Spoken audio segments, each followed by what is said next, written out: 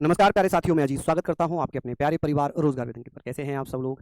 आशा है बहुत बढ़िया होंगे, स्वस्थ होंगे, लाजवाब होंगे। जल्दी से लाइव आ जाइए, जुड़ जाइए मेरे साथ। हम लोग यहां पर बात करेंगे पॉलिटी। हम लोग पढ़ रहे हैं और पॉलिटी में भी हम लोग पढ़ रहे हैं सर्वोच्च न्यायालय। क्या पढ़ रहे हैं हम यहाँ पर? सर्वोच्च न्यायालय।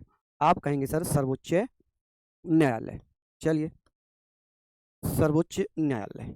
अब यहाँ पर हमारी बातें हो गई। हम यहाँ बात कर रहे हैं सर सुप्रीम कोर्ट के बारे में। किसके बारे में? सुप्रीम कोर्ट के बारे में। चलिए, सुप्रीम कोर्ट हम पढ़ रहे थे और कल हम लोगों ने बात की थी कि मैं थोड़ा सा रिवीजन आपको कराना चाहूंगा कि भारत में पहला सुप्रीम कोर्ट 1776 में बनाया गया था कलकत्ता में, रेगुलेटिंग एक्ट 1773 के द्वारा। फिर 1800 में बना था मद्रास में, फिर 1823 में बना था बॉम्बे में। ठीक है, ये हमने कल पढ़ा था। संघीय न्यायालय की स्थापना दिल्ली में हुई थी, जिसे फेडरल कोर्ट कहते हैं, 1 अक्टूबर 1937 में भारत शासन अधिनियम 1935 के द्वारा। चलिए, बात आती है कि सर स्वतंत्र भारत में जो संविधान है, संविधान लागू होता है 26 जनवरी 1950 में, और 26 जनवरी 1950 को ही सुप्रीम कोर्ट की स्थापना दिल्ली में हो जाती है, जिसका उद्घाटन 28 जनवरी 1950 में किया जाता है। और इसके मुख्य न्यायाधीश बनते हैं हरिलाल जेकानिया, जिनकी नियुक्ति ऑलरेडी 25 जनवरी 1950 में हो चुकी थी, क्योंकि ये पहले ही संघीय न्यायालय के अंतिम मुख्य न्यायाधीश थे। अब बात आती है सर, हमने अनुच्छेद 124 खंड 1 पढ़ा, जिसमें पढ़ा था कि सुप्रीम कोर्ट में न्यायाधीशों की नियुक्ति, सुप्रीम कोर्ट का गठन होगा जिसमें एक मुख्य न्यायाधीश और कुछ अन्य न्यायाधीश होंगे। हमने बात करी थी सुप्रीम कोर्ट में न्यायाधीशों की नियुक्ति राष्ट्रपति के द्वारा की जाती है, अनुच्छेद 124 खंड 2 में। ठीक है, अनुच्छेद 124 खंड 3 कहता है कि सर सुप्रीम कोर्ट में न्यायाधीशों की योग्यताएं, क्वालिफिकेशंस क्या हैं।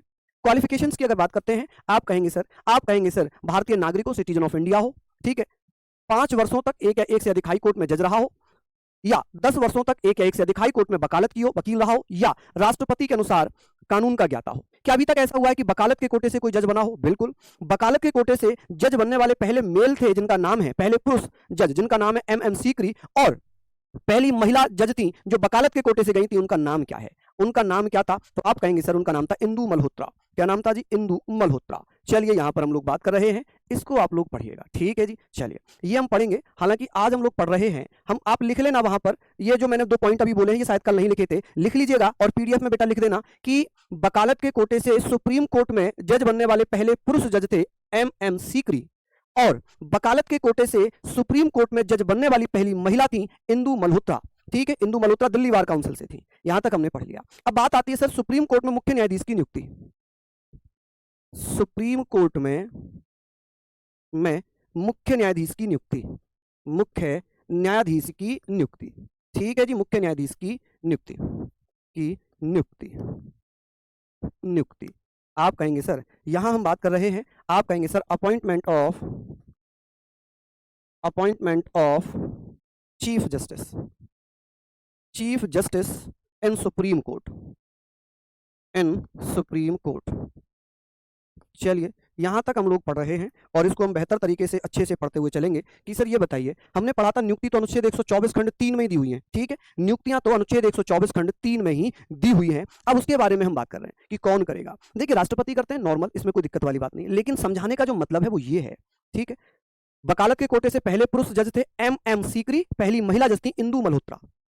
ठीक है, हम कहेंगे सर ये भी क्या होगा, ये भी अनुच्छेद 124 खंड 3 में ही नियुक्ति का प्रावधान है, और राष्ट्रपति करेंगे। कौन करेंगे? राष्ट्रपति। ठीक है, राष्ट्रपति द्वारा किया जाता है, इसमें भी कोई दो राय नहीं है। बात यह है कि मुख्य न्यायाधीश बनता कौन है।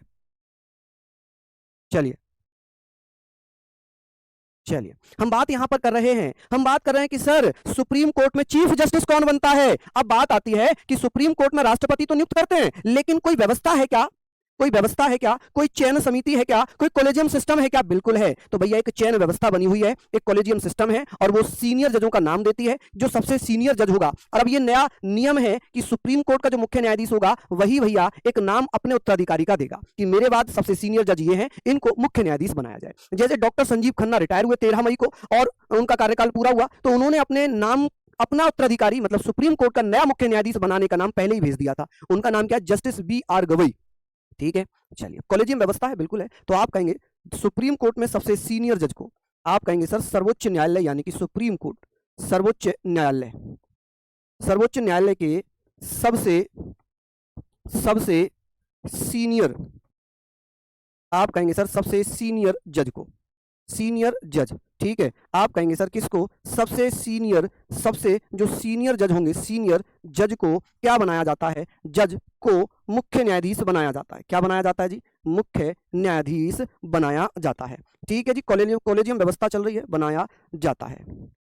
बनाया जाता है। चलिए लिख लीजिए यहाँ तक। अब ये भी चर्चा हो गई। दूसरी चीज यहाँ पर ये आएगी कि भैया क्या कभी ऐसा हुआ है कि सीनियर जज को इग्नोर कर दिया गया हो, कि सीनियर जज को इग्नोर कर दिया गया हो, कभी हुआ है? कैसा हुआ है? एक नोट में आप लिखना, नोट में आप लिखिएगा 1973 का मामला है, 1973 का मामला है, 1973।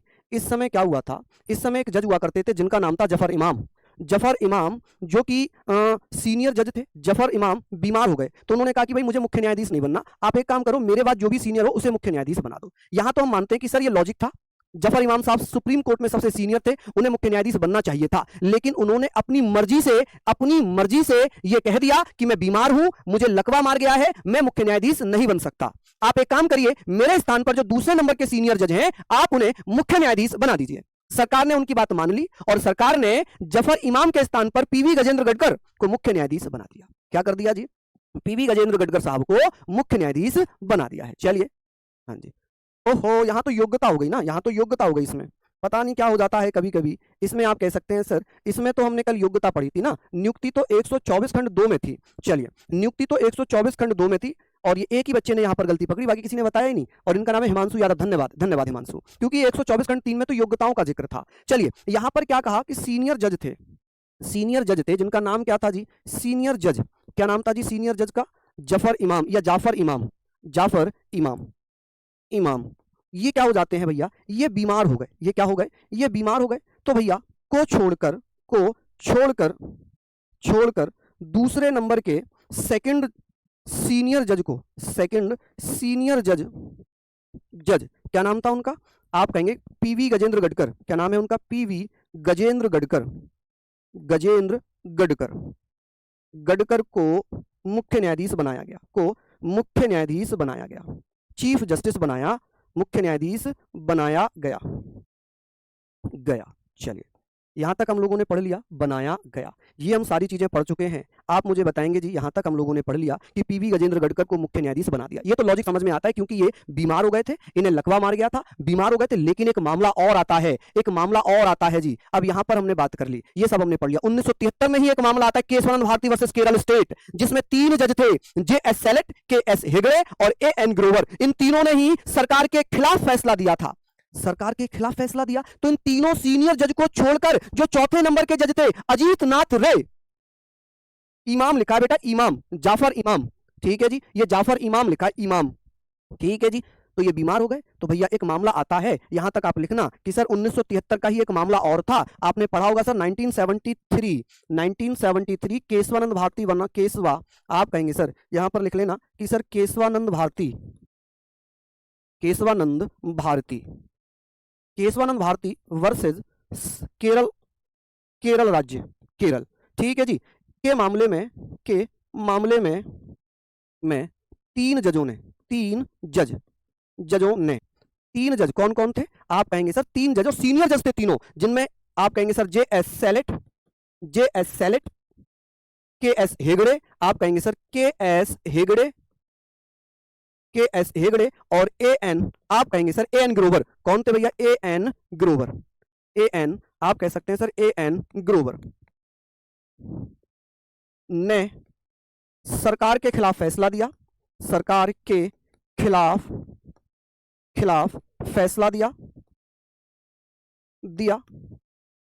ठीक है, फैसला दिया। जब सरकार के खिलाफ फैसला दिया तो इन तीनों जज को भैया छोड़ दिया। ये तीनों ही जज जो है सीनियर थे। ये तीनों ही जज कौन थे? आप कहेंगे सर तीनों ही जज कौन थे जी? ये सीनियर जजेस थे। ये कौन थे? सुप्रीम कोर्ट में सीनियर जजेस थे। को छोड़कर, तीनों सीनियर जजेस को छोड़कर, यहां पर लिख लेना कि सर तीनों सीनियर जजेस को छोड़कर सुप्रीम कोर्ट में चौथे नंबर के जज को, 4th नंबर के जज को मुख्य न्यायाधीश बना दिया। जज अजीत नाथ रे, कौन थे? अजित नाथ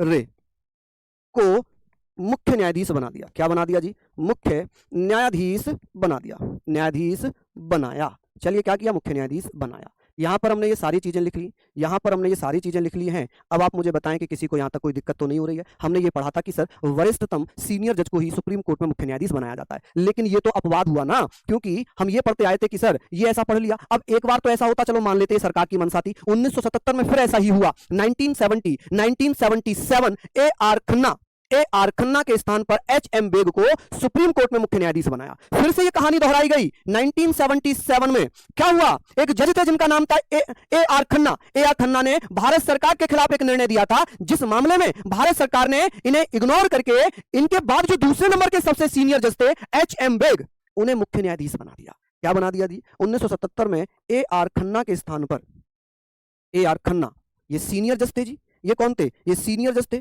को छोड़कर सेकंड सीनियर जज एच एम बेग को सुप्रीम कोर्ट का मुख्य न्यायाधीश बना दिया। क्या बना दिया जी? आप कहेंगे सर मुख्य न्यायाधीश बना दिया, न्यायाधीश बनाया। भैया विरोध हुआ, यहां पर सरकार ने क्या जवाब दिया सुनिए। सरकार ने क्या जवाब दिया सुनिए। सरकार ने कहा कि भैया कि सुप्रीम कोर्ट में न्यायाधीश केवल योग्यता वरिष्ठता के आधार पर नहीं बन सकता, योग्य होना चाहिए।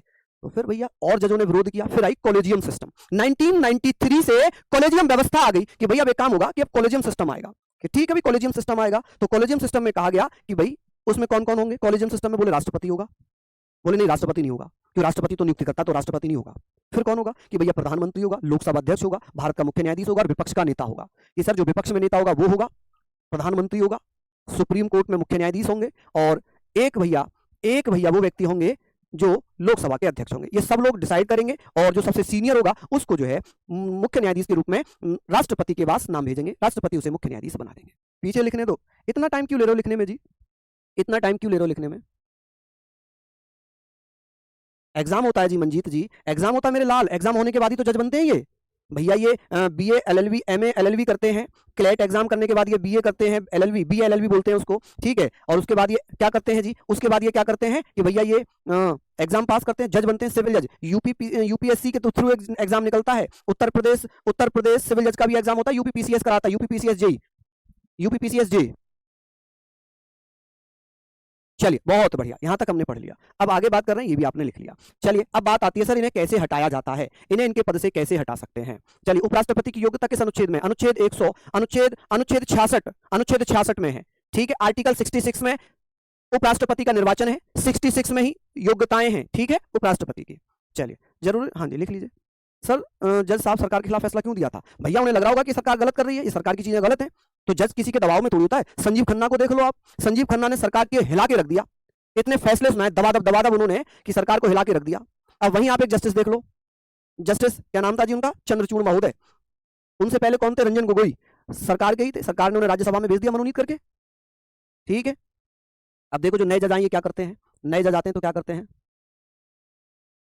से कहा सर यदि शरीर पर कोई दाग हो, देखिए दाग का मतलब है कि अगर वो प्राकृतिक दाग है या कैसा भी दाग है उससे कोई मतलब नहीं बनता, उससे कोई मतलब नहीं बनता, मेडिकल में कोई दिक्कत नहीं है, बस टैटू वगैरह ना हो। और टैटू वगैरह का दाग आजकल हम पता है क्या करते हैं गांव में, यहाँ मैंने ओम बना लिया तो मैंने क्या कर दिया, उसे जला दिया। मत करो वैसे, लेजर से उसे हटवा दो, कोई दिक्कत नहीं है, ठीक है। चलिए बहुत बढ़िया, यहां तक आपने लिख लिया। अब हम बात करेंगे सर, यहां पर हम जजों को हटाने की बात कर रहे हैं, जजों को कैसे हटाया जाता है समझिएगा कि सर सुप्रीम कोर्ट के जजों को पद से कैसे हटाएंगे। सुप्रीम कोर्ट के जजों को पद से हटाना, पद से हटाना, पद से हटाना। चलिए पद से हटाना। अब यहां पर हम कह रहे हैं सर पद से हटाना कैसे हटाया जाएगा। अब आप मुझे बताइए सर पद से कैसे हटाएंगे। अब बात आती है, हाँ जी बहुत बढ़िया, देखिए रिमूव के लिए कैसे हटा सकते हैं। एक आर्टिकल दिया हुआ है, आर्टिकल 124 क्लोज 4, ठीक है। इसमें लिखा है कि यदि जजों पर दो आरोप सिद्ध हो जाएं, एक तो क्या हो जाए, आप कहेंगे सर एक हो जाए कि असमर्थता, क्या हो जाए असमर्थता, या भैया हम कह सकते हैं सिद्ध कदाचार। क्या कह सकते हैं जी? सिद्ध कदाचार। क्या हो सकता है जी? सिद्ध कदाचार या असमर्थता, इनकैपेसिटी या प्रूव्ड मिसबिहेवियर, ठीक है। अब इसमें क्या है कि भैया कैसे हटा सकते हैं, क्या हो सकता है। आप कहेंगे सर जजों पर आरोप क्या लगे, आरोप की बात होगी कि सर कौन से आरोप लगे हों। आरोप है एक तो है जी सिद्ध कदाचार, सिद्ध कदाचार यानी कि अपने पद पर रहते हुए सिद्ध कदाचार यानी कि प्रूव्ड मिसबिहेवियर, कि भैया उन्होंने अपने पद पर रहते हुए प्रूव्ड मिसबिहेवियर अपने पद पर रहकर उन्होंने क्या किया है जी, दुरुपयोग किया, मिसबिहेवियर। चलिए, या भैया वो किसी के खिलाफ असमर्थता, असमर्थता दिखा दें कि भाई उनका कोई रिश्तेदार सामने है या कोई जान पहचान वाला है, वो उसे दंड नहीं देना चाहते, इनकैपेसिटी, इनकैपेसिटी। ठीक है जी। जब ये आरोप लगे हों, इस आधार पर सुप्रीम कोर्ट के जजों को हटाया जा सकता है। क्या हो सकता है? हटाया जा सकता है। ठीक है, ये चीजें हो गई। लेकिन ध्यान रखना कि सर ये आधार और प्रक्रिया, ये तो आधार हुआ, ये ऐसे कह सकते हैं हटाने की प्रक्रिया किसमें है, कौन से आर्टिकल में है, हटाने की प्रक्रिया किसमें दी हुई है, हटाने की प्रक्रिया का आधार, प्रक्रिया का आधार कौन से आर्टिकल में दिया हुआ है कि भैया किस आधार पर, किस प्रक्रिया पर इन्हें हटाया जा सकता है। प्रोसीडिंग क्या है, तो आप कहेंगे सर एक आर्टिकल दिया है, आर्टिकल 124 क्लोज 5, ये क्या कहता है, हटाया जाता है अनुच्छेद 124 खंड 4 के तहत। लेकिन प्रक्रिया क्या है, प्रक्रिया होती है भैया, प्रक्रिया ये है कि भैया हटाने के लिए लोकसभा या राज्यसभा में, किसी में भी लोकसभा या राज्यसभा में क्या हो सकता है, प्रस्ताव लाया जा सकता है। क्या लाया जा सकता है? प्रस्ताव लाया जा सकता है कि मान लो सुप्रीम कोर्ट का कोई जज है, हाई कोर्ट के जज को भी इसी आधार पर हटाया जाता है। सुप्रीम कोर्ट या हाई कोर्ट का जज है और उनके खिलाफ ये भैया सिद्ध हो जाए तो क्या होगा, मान लीजिए अभी सिद्ध भी नहीं हुआ है, आरोप लग गए, तो उनकी जांच तो होगी। तो जांच होने के लिए लोकसभा में कुल सदस्य यानी कि 100 सदस्यों का हस्ताक्षर होना चाहिए, राज्यसभा में 50 सदस्यों का हस्ताक्षर होना चाहिए। जब हस्ताक्षर हो जाएगा तो इन्हें हटाने का जो प्रस्ताव है, जो संकल्प है, जो रेजोल्यूशन है, वो पेश किया जाएगा और पेश होने के बाद 2/3 बहुमत से वो प्रस्ताव पारित होगा। यानी कि हटाने के लिए जो बिल है, बिल इसको संकल्प कहते हैं। क्या कहते हैं? संकल्प। कि सर हटाने का जो संकल्प है, संकल्प पेश करने के लिए, संकल्प पेश कैसे करेंगे लोकसभा में, तो भैया लोकसभा के जो सदस्य हैं 100 सदस्यों का हस्ताक्षर होना जरूरी है, तभी वो पास किया जाएगा। 100 सदस्यों के हस्ताक्षर से, किससे भैया, 100 सदस्यों के हस्ताक्षर होना जरूरी है, हस्ताक्षर होंगे तभी वो यहां पर पेश होगा। और यहां पर पेश किया जा रहा है तो भैया 50 सदस्यों का हस्ताक्षर होना चाहिए, 50 सदस्यों का हस्ताक्षर होना चाहिए। ठीक है, अब मान लो लोकसभा में पेश कर दिया, लोकसभा में पेश किया तो यहां पर ये संकल्प 2/3 बहुमत से पारित होना चाहिए, 2/3 बहुमत से ये पारित होना चाहिए, बहुमत से पारित होना चाहिए। ठीक है, पारित या पास होना चाहिए, ऐसे ही क्या हो, पास हो। और ऐसा ही क्या होना चाहिए, राज्यसभा में भी सेम यही होना चाहिए, लोकसभा और राज्यसभा में सेम होगा 2/3 बहुमत से। मान लीजिए किसी जज को हटाने के लिए प्रस्ताव पहले लोकसभा में लाया गया था, तो लोकसभा के 100 सदस्यों का हस्ताक्षर होगा, तब वो सदस्य संकल्प लोकसभा में पेश होगा। यदि वो राज्यसभा में पेश किया जा रहा है तो राज्यसभा के 50 सदस्यों का हस्ताक्षर हो, तब वो राज्यसभा में पेश होगा। उसके बाद 2/3 बहुमत से राज्यसभा में पास होगा। कहां पर पास होगा जी, ये क्या हुआ जी,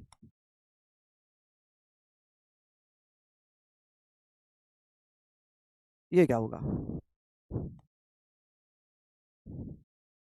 ये तो बड़ी गड़बड़ हो गई जी, पूरा ही मिट गया। चलिए, यहां पर हम पढ़ रहे थे राज्यसभा।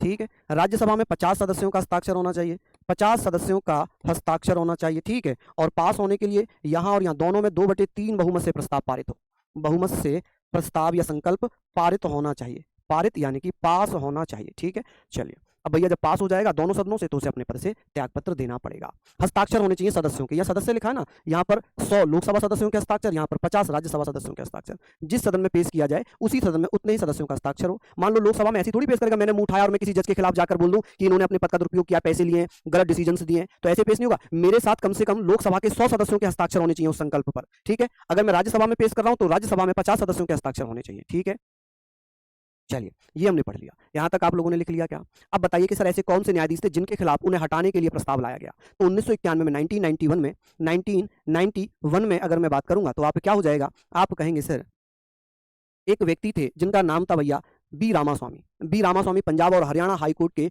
जज हुआ करते थे, मुख्य न्यायाधीश हुआ करते थे। उन्होंने अपने पद पर रहकर दुरुपयोग किया अपने पद का। राज्यसभा में प्रस्ताव पारित हुआ लेकिन लोकसभा में प्रस्ताव पारित नहीं हुआ, तो उन्हें हटाया नहीं गया। किसी भी जज को आज तक इस आधार पर नहीं हटाया गया। ठीक है, चलिए, आप कहेंगे सर यहाँ पर लिख लीजिए, यहाँ पर लिखिएगा कि प्रथम जज, ये ऐसे करेंगे सर 1991 में बी रामास्वामी, किसके खिलाफ, बी रामास्वामी, रामास्वामी को, बी रामास्वामी जो कि पंजाब एवं हरियाणा, आप कहेंगे सर पंजाब एवं हरियाणा हाई कोर्ट के, पंजाब एवं हरियाणा हाई कोर्ट के न्यायाधीश थे। ठीक है, पंजाब एवं हरियाणा हाई कोर्ट के न्यायाधीश थे, न्यायाधीश थे। चलिए, यहाँ पर हमने पढ़ लिया, यहाँ हमने पढ़ लिया कि सर इनको हटाने की बात जब आई, इनको हटाने की जब बात आई तो भैया इनको हटाने की जब बात आई तो राज्यसभा से तो संकल्प पारित हुआ, राज्यसभा से ये जो प्रस्ताव था, ये जो बिल था, प्रस्ताव कह लें, बिल कह लें, संकल्प कह लें, ठीक है, क्या कह लें, संकल्प कह लें। ठीक है, संकल्प 10 और 11 मई 10 या 11 मई 10 या ऐसे करके लिखा हुआ है 10 या 11 मई को पास हुआ लेकिन राज्यसभा सॉरी लोकसभा से पास नहीं हुआ। लोकसभा से पास नहीं हुआ से पास नहीं हुआ। ठीक है, तो भैया इन्हें हटाया नहीं गया। ये प्रथम थे जिन्हें हटाने के लिए भैया क्या था, जिन्हें हटाने के लिए ये प्रस्ताव ये प्रक्रिया लाई गई थी। ठीक है, चलिए यहां तक आप लोग लिख लीजिए। चलिए बहुत बढ़िया। ठीक है, 10 या 11 मई 1991 में ये व्यवस्था आई, ये इनको हटाने की प्रक्रिया स्टार्ट हुई लेकिन हटाया नहीं गया। 2010 में पीडी दिनाकर थे, पीडी दिनाकर सिक्किम हाईकोर्ट के मुख्य न्यायाधीश थे। ठीक है, लेकिन उन्होंने प्रक्रिया स्टार्ट होने से पहले ही अपने पद से त्यागपत्र दे दिया। इन पर आरोप सिद्ध हो गए थे 29 अगस्त 2010 में। जब तक इन्हें हटाते इन्होंने अपने आप ही रिजाइन कर दिया, बात ही खत्म हो गई, बात ही खत्म हो गई। हाँ, आरोप के दो ऑप्शंस हैं यहाँ पर, चाहे तो प्रूव्ड मिसबिहेवियर, अपने पद का दुरुपयोग किया हो, या वो निर्णय देने में असमर्थ है। वो ये कहते हैं जी ये मेरा सामने रिश्तेदार है, मेरा फैमिली मेंबर है, मैं इसके खिलाफ कोई भी डिसीजन नहीं ले सकता, या मैं सरकार के खिलाफ डिसीजन नहीं ले सकता, या कोई पावरफुल व्यक्ति है मैं इसके खिलाफ फैसला नहीं दे सकता, तब उसे हटाया जा सकता है। ठीक है जी, चलिए लिख लीजिए। बहुत बढ़िया, लिख लिया यहाँ तक। आगे बात होती है कि सर 2010 में एक न्यायाधीश थे जिनका नाम था पीडी दिनाकर। क्या नाम था जी? आप कहेंगे sir PD Dinakar. PD Dinakar, ये कौन थे पीडी दिनाकर? ये सिक्किम हाईकोर्ट के पीडी दिनाकर, जो कि सिक्किम हाईकोर्ट के मुख्य न्यायाधीश थे। किसके? सिक्किम हाईकोर्ट के मुख्य न्यायाधीश थे। ठीक है, इनको हटाने की प्रक्रिया हुई लेकिन इन्होंने स्वयं त्यागपत्र दे दिया। क्या कर दिया? स्वयं त्यागपत्र दिया। अब जब त्यागपत्र ही दे दिया तो फिर तो कोई मतलब ही नहीं है, हटाना ही तो था, ये अपने आप ही हट गए। उसके बाद 2011 में भैया एक व्यक्ति थे जिनका नाम था सौमित्र। क्या नाम था? सौमित्र सेन, जो कि कलकत्ता हाईकोर्ट के न्यायाधीश थे। कौन भैया? सौमित्र सेन। ठीक है, ये कौन थे? ये कलकत्ता हाईकोर्ट के थे। कहां के थे ये? कलकत्ता हाईकोर्ट के थे। इन्हें भी हटाने की प्रक्रिया लाई गई लेकिन भैया ये भी क्या रहा? कुछ नहीं हुआ, ये भी ऐसे ही रह गए। ठीक है, पास ही नहीं हो पाया। उसके बाद 2017 में आरोप किस पर लग गए? इलाहाबाद हाईकोर्ट के थे एस एन शुक्ला। आप कहेंगे सर एस एन शुक्ला पर आरोप लगे। ये कौन थे जी? ये प्रयागराज हाईकोर्ट के थे। किसके? प्रयागराज हाईकोर्ट के थे। इन पर भी आरोप लगे हैं। क्या लगे हैं? इन पे भी आरोप लगे। जस्टिस भैया किन पर? आप कहेंगे सर किन पर लगे थे? तो आप लोग ये सारी चीजें लिख लें। अब बात आती है सर सुप्रीम कोर्ट के जजेस को शपथ कौन दिलाता है? कौन से आर्टिकल में शपथ की व्यवस्था की गई है? चलिए बता दीजिए। एग्जाम होता है भैया, बिना एग्जाम के थोड़ी पहुंचते हैं वहां तक। भैया बहुत ज्यादा पढ़ाई करते हैं, कानून पढ़ते हैं पूरा, उसके बाद जज बनते हैं। और डायरेक्ट जज सुप्रीम कोर्ट हाई कोर्ट में नहीं बनाया जाता, इन्हें पहले डिस्ट्रिक्ट कोर्ट में बनाया जाता है। ठीक है, एलएलएम करते हैं ये। ठीक है, एलएलबी करने के बाद एलएलएम करते हैं, उसके बाद डिस्ट्रिक्ट कोर्ट में जाते हैं, डिस्ट्रिक्ट कोर्ट से हाई कोर्ट में जाते हैं, और हाई कोर्ट से फिर ये सुप्रीम कोर्ट में जाते हैं। ऐसे थोड़ी है कि किसी को कोई भी बना दिया और direct supreme court high court पहुंचा दिया ना, किसी को भी नहीं बनाया जाता ऐसे। चलिए, इसकी एक पूरी प्रोसेस होती है जी। अब आप कहेंगे सर एक आर्टिकल है, आर्टिकल थोड़ा सा डीप पढ़ा दिया मैंने लेकिन जरूरी है। अनुच्छेद 124 खंड 6, इसमें लिखा है, इसमें क्या लिखा हुआ है कि सर यहां पर लिखा हुआ है कि सुप्रीम कोर्ट के जजों को राष्ट्रपति द्वारा शपथ दिलाई जाती है।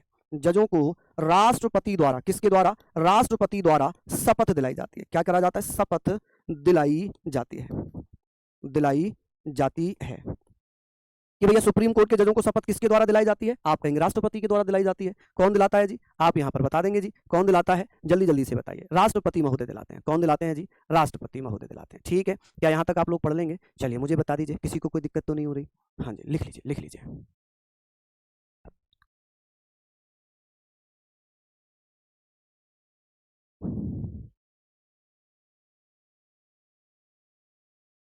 चलिए लिख लिए होंगे। अब बात आती है कि सर ये बताइए, एक आर्टिकल है, आर्टिकल 124 में बहुत सारे आर्टिकल्स हैं, अनुच्छेद 124 खंड 7, मुझे नहीं लगता कि आपने इतने खंड पढ़े भी होंगे आज तक। चलिए, अब बात आती है सुप्रीम कोर्ट के न्यायाधीशों पर प्रतिबंध, रेस्ट्रिक्शंस ऑफ जजेस ऑफ सुप्रीम कोर्ट। जब सुप्रीम कोर्ट के जज रिटायर हो जाते हैं, आफ्टर रिटायरमेंट वो किसी भी न्यायालय में वकालत नहीं कर सकते, प्रैक्टिस नहीं कर सकते। आप कहेंगे सर सुप्रीम कोर्ट के जजों पर प्रतिबंध, सुप्रीम कोर्ट के जजों पर प्रतिबंध यहां पर आप कह सकते हैं रेस्ट्रिक्शंस। क्या बोल सकते हैं आप कि सर इन पर क्या लगे हुए हैं? रेस्ट्रिक्शंस लगे हुए हैं, रेस्ट्रिक्शंस ऑफ द जजेस ऑफ सुप्रीम कोर्ट। आप कहेंगे सर जजेस ऑफ सुप्रीम कोर्ट। क्या भैया प्रतिबंध है? आप कहेंगे सर इन पर क्या रोक लगी हुई है? आप कहेंगे सर सुप्रीम कोर्ट के न्यायाधीश रिटायरमेंट के बाद, after retirement, after retirement. Retirement, अगर जैसे रिटायरमेंट हो गई उनकी किसी भी भारत के किसी भी न्यायालय में, आप कह सकते हैं सर भारत के किसी भी न्यायालय में, किसी भी न्यायालय में, न्यायालय में प्रैक्टिस या वकालत नहीं कर सकते। प्रैक्टिस या वकालत नहीं कर सकते। प्रैक्टिस को वकालत लिखते हैं। प्रैक्टिस को हिंदी में क्या लिखते हैं जी? वकालत। जज रिटायर हो जाते हैं और वकील तो 80-80 साल तक भैया वकालत करते हैं, 90 साल तक वकालत करते हैं। जज तो 65 साल में रिटायर हो जाता है। वकालत नहीं कर सकते, नहीं कर सकते। चलिए, नहीं कर सकते हैं, यहाँ तक हमने पढ़ लिया। अब बात आ गई जी, बात आती है भैया अनुच्छेद 125। बहुत देर के बाद आया अनुच्छेद 125। आप कहेंगे सर अनुच्छेद 125 में क्या लिखा हुआ है? अनुच्छेद 125 क्या कहता है? इसमें लिखा है सर सुप्रीम कोर्ट के जजेस का वेतन कितना है। सुप्रीम कोर्ट के जजेस का वेतन कितना है? चलिए बता दीजिए। हाँ जी, किसी भी कोर्ट में कोई भी प्रैक्टिस, कोई वकालत नहीं कर सकते।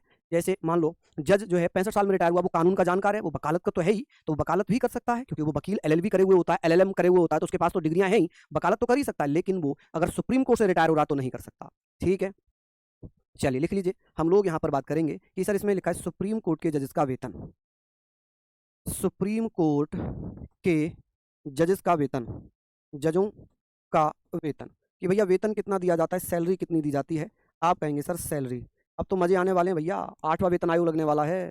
8वां वेतन लगने वाला है, जिसकी 18,000 सैलरी है, डायरेक्ट उसकी 40,000 सैलरी हो जाएगी। ठीक है, 46,000 तक पहुंच जाएगी। जिसकी 46,000 सैलरी, उसकी डायरेक्ट 89-87,000 सैलरी हो जाएगी। समझ रहे हैं?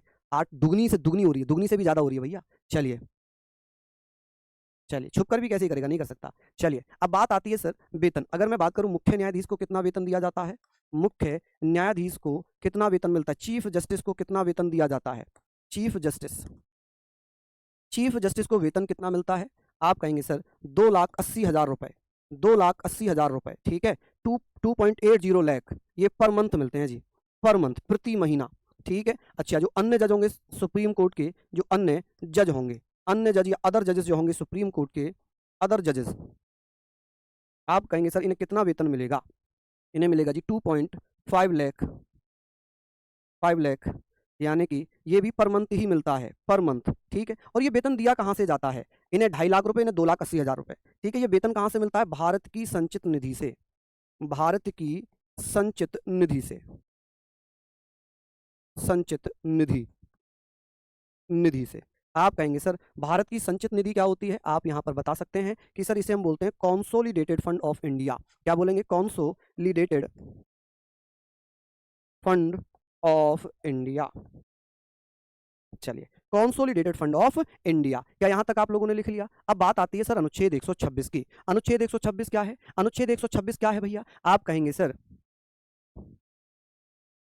चलिए आप मुझे बताइए कि ये सारी चीजें आपने लिख ली होंगी। अब बात आती है सर अनुच्छेद 126 में लिखा है जब राष्ट्रपति, सॉरी ऐसे समझना कि जब सुप्रीम कोर्ट में मुख्य न्यायाधीश ना हो, उसकी मृत्यु हो गई हो, देश के बाहर हो, ठीक है, बीमार हो, पद खाली पड़ा हो, ऐसी स्थिति में राष्ट्रपति अनुच्छेद 126 के तहत कार्यवाहक मुख्य न्यायाधीश नियुक्त करते हैं सुप्रीम कोर्ट में। ठीक है जी, चलिए बहुत बढ़िया, शानदार। क्या कर रहे हैं जी? यहाँ पर आप कहेंगे सर कार्यवाहक मुख्य न्यायाधीश अपॉइंट करते हैं। चलिए बहुत बढ़िया जी, शानदार। ये सारे पॉइंट आप लोग पढ़ेंगे। यहाँ तक आप मुझे बताओ जी, किसी को कोई दिक्कत तो नहीं हो रही? कहीं नहीं जा सकता हाई कोर्ट, क्या भारत के बाहर थोड़ी है? मैंने क्या लिखा था यहाँ पर? भारत के किसी भी न्यायालय में, किसी भी न्यायालय में वकालत नहीं कर सकता, चाहे वो हाई कोर्ट हो, चाहे डिस्ट्रिक्ट कोर्ट हो, कुछ भी हो, XYZ। ठीक है, चलिए अब हम यहाँ पर बात कर रहे हैं कि सर एक आर्टिकल दिया हुआ है, आर्टिकल 126, अनुच्छेद 126 में क्या लिखा है कि जब सुप्रीम कोर्ट में मुख्य न्यायाधीश का पद खाली है, ऐसी स्थिति में राष्ट्रपति कार्यवाहक मुख्य न्यायाधीश बना सकते हैं। जो सबसे सीनियर जज होगा उसी को कार्यवाहक राष्ट्रपति बनाया जाता है। ठीक है, चलिए आप कहिएगा यहाँ पर कि सर सुप्रीम कोर्ट में मुख्य न्यायाधीश का पद खाली होने पर, मुख्य न्यायाधीश का पद खाली होने पर, खाली होने पर क्या होगा जी? खाली होने पर आप क्या कह सकते हैं? मुख्य न्यायाधीश का पद खाली होने पर क्या कर सकते हैं जी? आप कहेंगे सर राष्ट्रपति द्वारा, राष्ट्रपति द्वारा कार्यवाहक मुख्य न्यायाधीश नियुक्त किया जा सकता है। कार्यवाहक, कार्यवाहक मुख्य न्यायाधीश। ठीक है, कार्यवाहक मुख्य न्यायाधीश। और जिस समय कार्यवाहक मुख्य न्यायाधीश होता है, इसे सभी लाभ मुख्य न्यायाधीश वाले मिलते हैं, इसे वेतन भी मुख्य न्यायाधीश वाला ही मिलेगा। मुख्य न्यायाधीश यानी कि acting, acting chief justice, acting chief, acting chief justice, justice नियुक्त करते हैं। क्या करते हैं जी? नियुक्त करते हैं, अपॉइंट करते हैं, नियुक्त करते हैं। चलिए यहाँ तक आप लोग लिखिए फटाफट से। यहाँ तक किसी को कोई समस्या तो नहीं हो रही? चलिए बहुत बढ़िया, आगे हम बात कर लें यहाँ तक।